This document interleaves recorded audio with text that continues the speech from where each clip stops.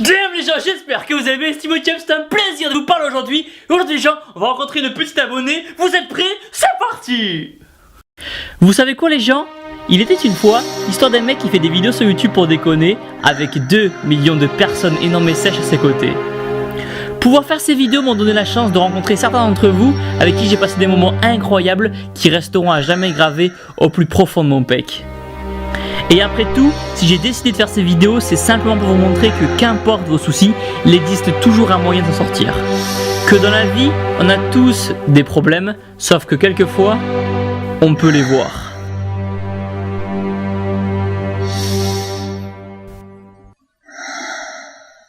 Marion, Allez. je te fais la bise. Mouah. Mouah. Comment tu vas? Bien et toi? Est-ce que tu es content d'être ici? T'as intérêt à dire oui.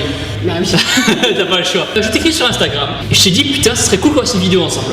C'est ça. Donc je t'en prie, présente-toi. Moi je m'appelle Marion, j'ai 25 ans. Je suis étudiante en droit à la faculté d'Aix-en-Provence. Je fais de la muscu depuis 5 ans, depuis que je suis rentrée en fait dans les forces de l'ordre en tant que réserviste dans la gendarmerie.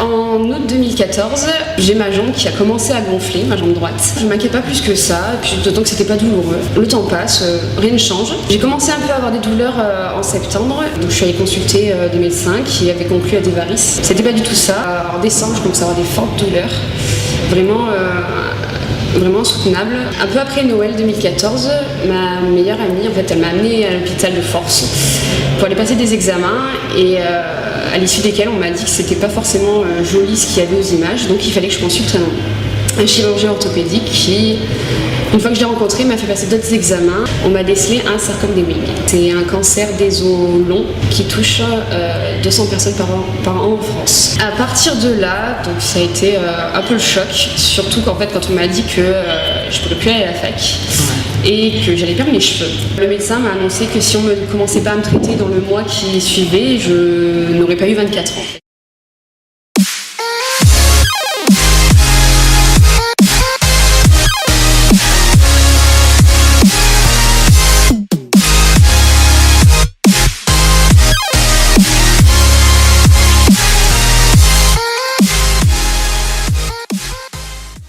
C'était le 16 février 2015, j'ai reçu mon premier traitement de chimiothérapie et j'ai commencé à perdre mes cheveux 15 jours après. J'ai reçu 7 cures de chimio jusqu'en juin.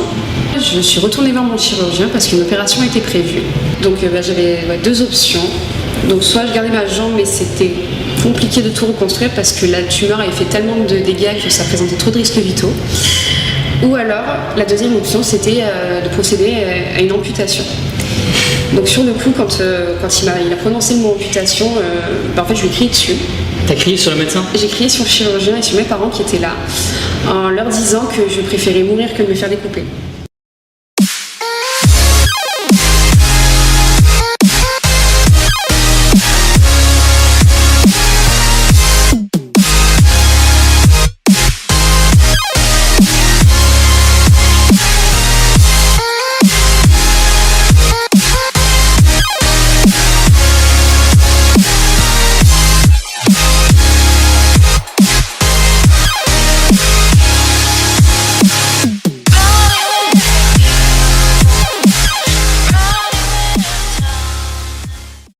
J'ai été opérée le 1er septembre et en fait ma hantise c'était que le chirurgien se trompe de jambe.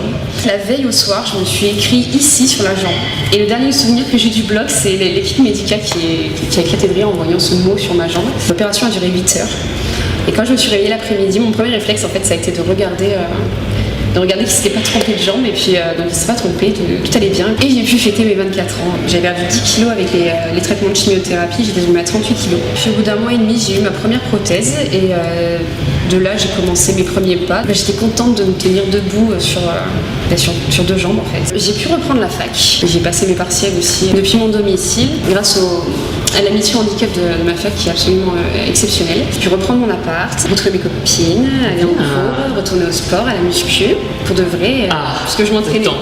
Mais oui. Est-ce que le fait de faire de la muscu aujourd'hui, ça t'aide un peu dans ta reconstruction Clairement, parce que ça participe totalement à ma rééducation. Ça me permet de me remuscler surtout le bas du corps, les cuisses. Ça me permet d'être plus tonique. Comment tu te sens quand t'es au temple? T'es au paradis un peu ou pas? Ah, presque. Oh, presque.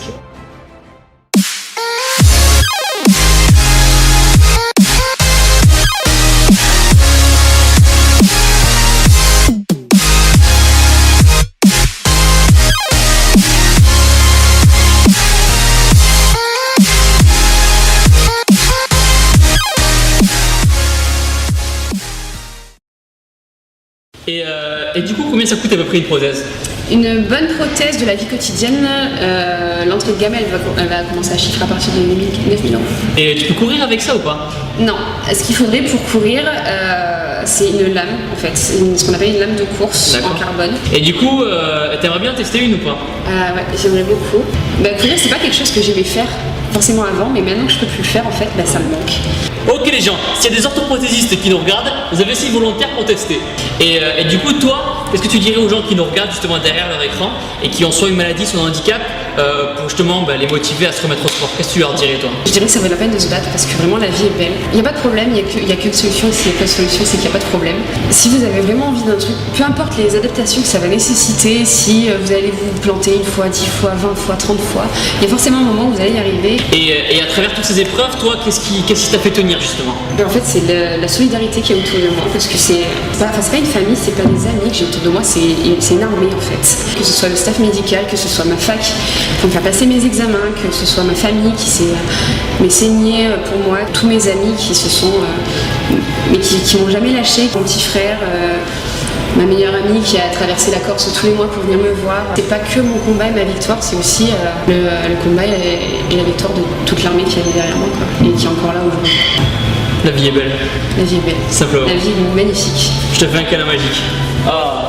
Un câlin énorme et sec. T'as la veine ou pas? T'as la petite veine? Carrément pas. On va faire travailler la veine en tout cas. T'es contente? Non, vraiment oui. J'étais très stressée. Ouais. Et en fait c'est génial parce qu'il met de suite à l'aise.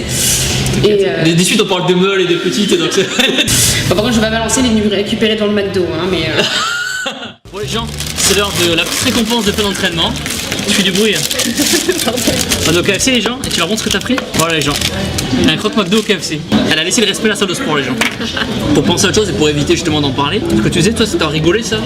C'est ça, c'est pas pour éviter d'en parler, c'est pour mettre les gens plus à l'aise en fait. Ouais. Et du coup je suis devenue assez forte en blague pourrie en fait sur le sujet. Donc qu'est-ce que tu disais par exemple pour...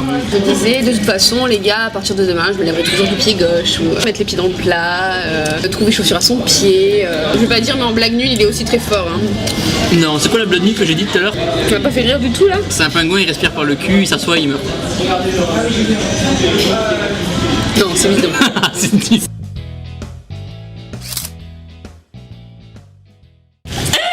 C'était un plaisir dans cette vidéo. Pensez à mettre un pouce bleu énorme et sec en bas de la vidéo, à vous abonner, à suivre Iron Girl, les liens seront dans la description. Et surtout, les gens n'oubliez pas que vous êtes les meilleurs. Boum! Il y a comme un pic là. Ça voudrait dire que vous êtes revenu voir ce moment plusieurs fois et que... Oh mon Dieu! Qui a fait ça?